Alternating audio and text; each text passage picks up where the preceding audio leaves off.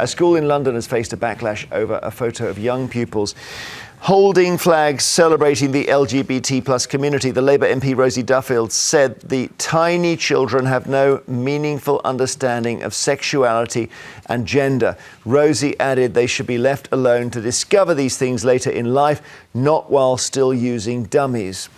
The school, which later deleted the photo and others featuring older children, pointed out that they have got LGBT plus parents and said all their teaching is in line with the national curriculum. Darryl, what do you think? I think we're taking really devastating, appalling backward steps on this issue. I think that what we're talking about here isn't sex, it's sexual orientation. That's a different thing. It's also about love and relationships. It's about the reality of the world in which we live. It's about the reality of the way that people are. And we've had centuries now of generation after generation growing up, and increasingly so, growing up in an environment in which who they are is demonised. Who they are is shameful. You cannot and should not mention who they are. Just imagine, I don't know if any of us on this panel can understand that, how that feels for those people. And what you've got there is an example, not of people embracing an ideology or even really talking about the specifics of sex. That's a very different thing, and of course is complex, and the point at which you introduce that to people matters. But there will be LGBT members of the LGBT community amongst those young people who have the opportunity not to grow up with the demonisation that generations past did. They will also, as has been pointed out, have parents and family members. They will come from single sex couples, etc. I think that we're sliding back into some sort of strange reactionary bigotry. Anne is shaking her head. I don't think we're sliding backwards at all. I think this is a whole question, and I'm 100% with Rosie Duffield. This is a whole question of what is appropriate and when. And you've got the very small children who wouldn't understand trans issues and that sort of thing, wouldn't understand it. It's all very well saying it's about sexual orientation, not sex, but it's called sexual orientation for a very obvious reason. And I think those children are A, too young, but B, more important, they're being made to hold up flags. One child apparently had something saying, I can't even think straight. They're being made to hold up these symbols as if that is their choice, when in fact it's an adult imposition. And I don't want to see that in primary schools.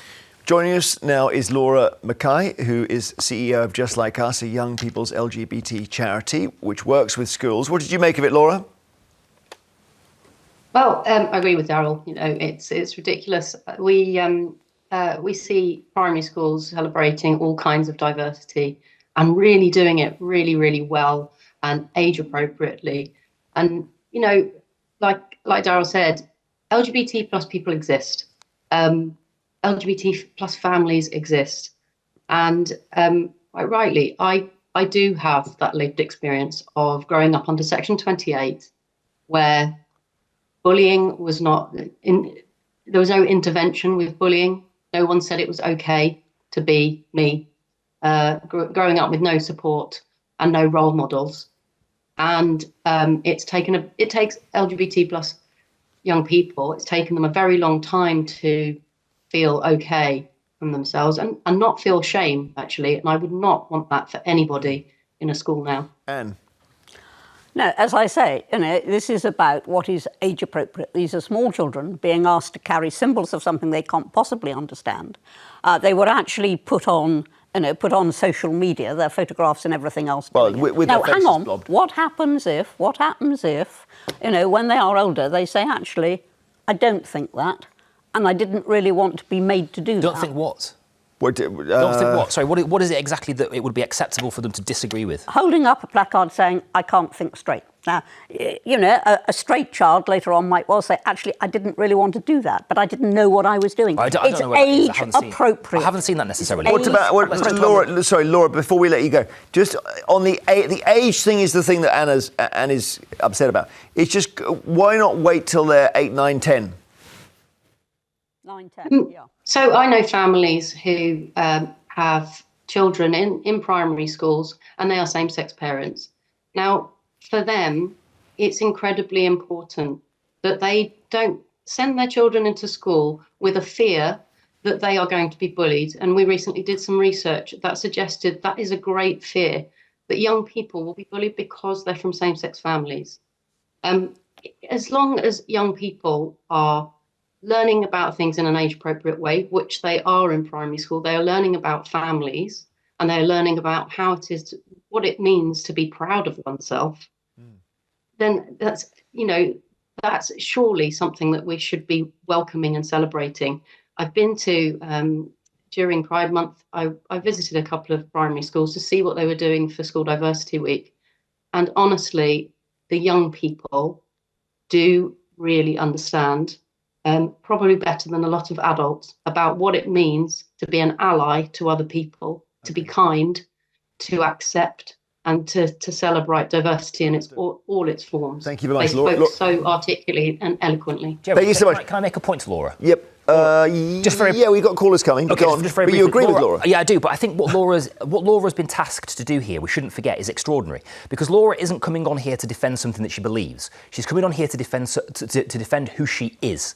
The fact that we still, in 2024, have to have a television item like this. She's come on to talk. No. She's come on to defend. She's coming on to defend children flying a flag. Exactly. Yes, fine. Yeah. But in defence of who she is as a person. And I think Laura, hats off to you. It's an incredibly brave thing to do. I think you've done brilliantly. Well, I actually think in today's climate, it's pretty brave of Rosie Duffield to say this isn't on. I think it's pretty brave of her. Well, she gets an avalanche every time she speaks. I know. I know she does. Thank you very much, Laura Mackay of Just Like Us. We appreciate it very much. Charlotte in County Durham, what do you think? It's the kids' faces are all blobbed out, so we don't know who they are. We don't know what the school is. But They're was blobbed out now. They weren't initially on social media. Were they not? No. Didn't you read I thought that? that's what they uploaded. No, they weren't. Oh my goodness, that's quite shocking. They said it was a safeguarding fail. Yeah. Well, that is shocking. Charlotte in County Durham, what do you make of it?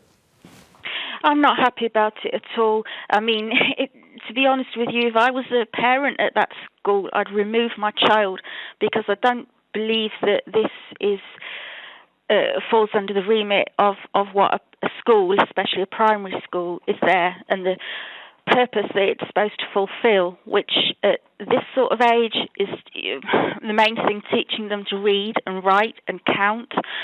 I think it's an ego trip for the teacher involved, using these children as props to stage some sort of thing for social media to prove their so-called progressive credentials. Okay, that is a bit brutal. I'm looking, while we've got this photo up, I'm looking for the ones who says I can't even think straight, where that's, I think it is half, is it right in the middle? Oh, there it is. So it's quite blurred, but that's I can't even think straight. Well, the child can't understand that at that age. It's impossible. Yeah, Charlotte. I think that maybe that kind of thing is an overreach, and that kind of tone is an error.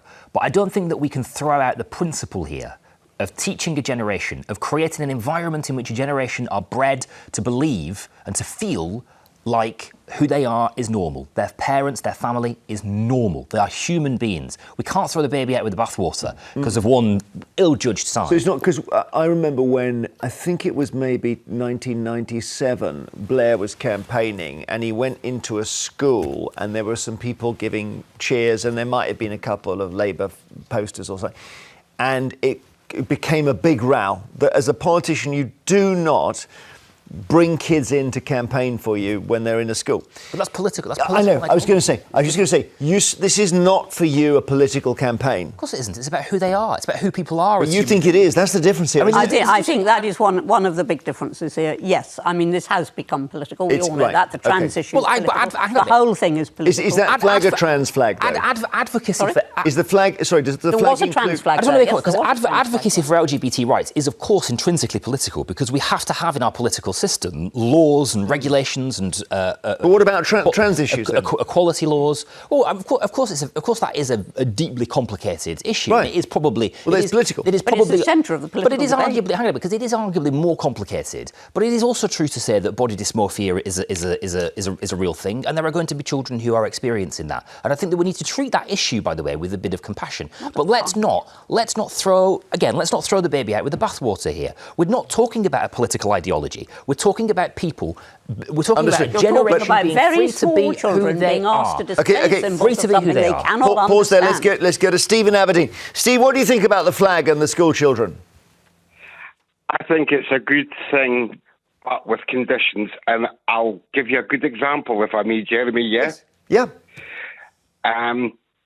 If you look at your three ages on the panel, yes, and you look at the, no disrespect to the lovely Anne, Yeah. being slightly older, yeah, it's in that Victorian way. Now, I don't believe that they should open the book of the LGBT in the primary school fully, but they can sort of say, this is what happens.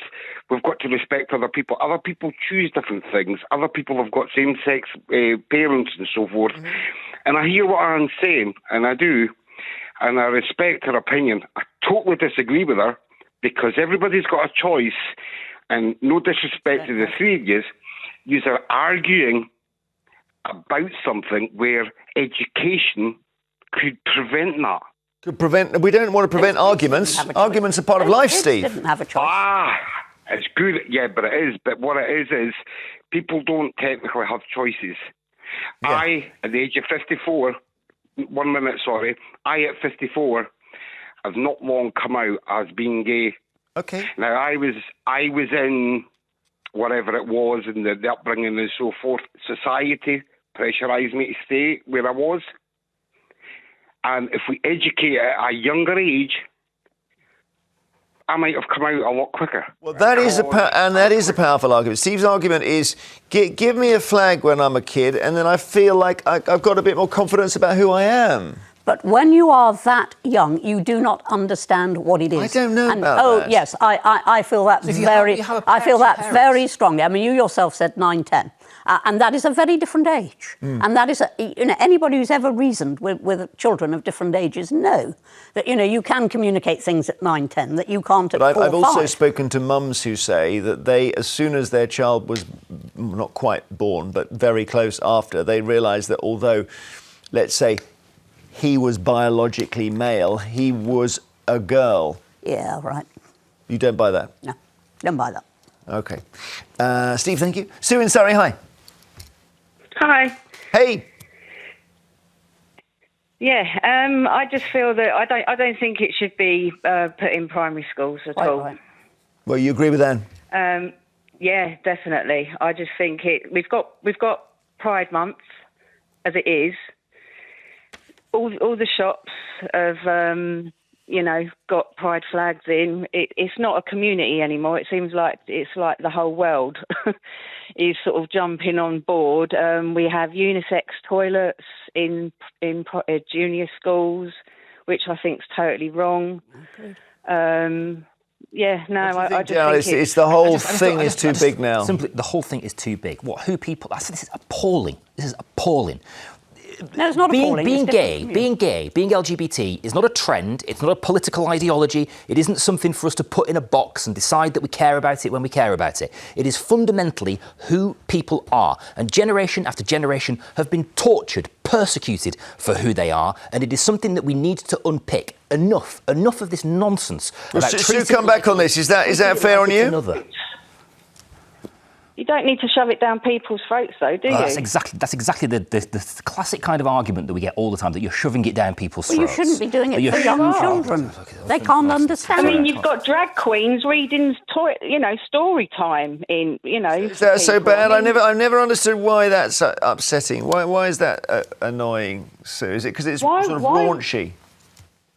Well, yeah. I mean, the way they're dressed. I mean, it's not normal, is it? There we have the word normal is always problematic. Listen, thank you. We'll pause it there, but appreciate your call. Later, it's the papers and everything else.